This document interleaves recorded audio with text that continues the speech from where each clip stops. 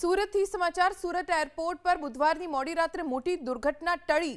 ઇન્ડિગોની કોલકાતા સુરત ફ્લાઇટે 140 કિલોમીટરની ઝડપ સાથે લેન્ડિંગ કરી ટચડાઉન થતાં જ પ્લેનનું ટાયર રનવે સાથે ઘસડાતા જોરદાર અવાજ આવ્યો।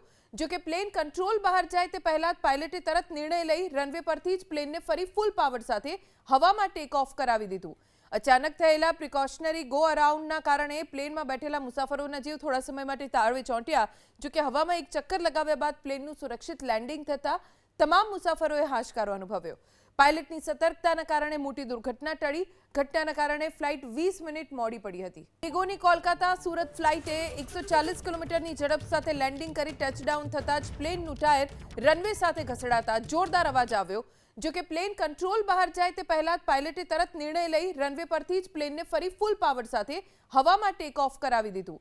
અચાનક થયેલા પ્રિકોશનરી ગો અરાઉન્ડના કારણે પ્લેનમાં બેઠેલા મુસાફરોના જીવ થોડા સમય માટે તાળવે ચોંટ્યા।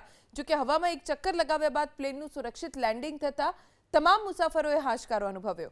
પાયલટની સતર્કતાના કારણે મોટી દુર્ઘટના ટળી। ઘટનાના કારણે ફ્લાઇટ 20 મિનિટ મોડી પડી હતી।